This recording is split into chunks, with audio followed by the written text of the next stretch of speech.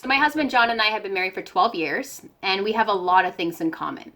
But we also have some very distinct interests, things that we differ on a lot. So, for example, John loves reading about things like foreign policy, and he loves football, both of which I find incredibly boring.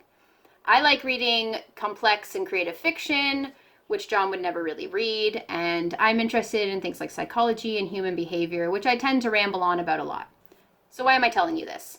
Well, stay with me because I have a point and I have an important challenge for you. These things are interests that, we really love. They're things that bring each of us joy.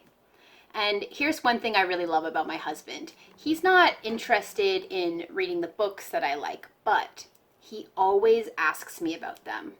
And not just like a, hey, how's your book? Like he asks me detailed questions about the characters and the setting and the plot.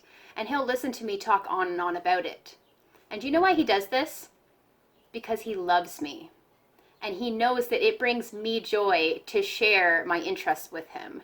It's natural for us to want to share the things we love with the people that we love. In Philippians, Paul says, "So if there is any encouragement in Christ, any comfort from love, complete my joy by things like not being selfish, by being humble, by being unified." And then he says, "Let each of you look not only to his own interests, but also to the interests of others."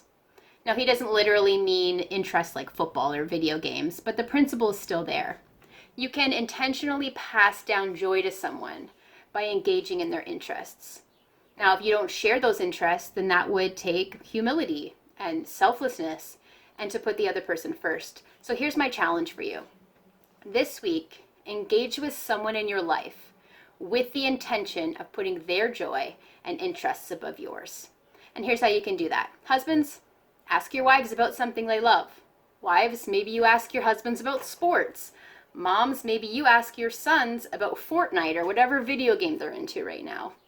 If you have a friend who likes anime and you don't get it, but you know they love it, ask them about it. And then really listen, really engage. Not because of the subject, but because you love that person and you want to bring them joy. It's a gift, and love takes pleasure in giving good gifts and passing down joy.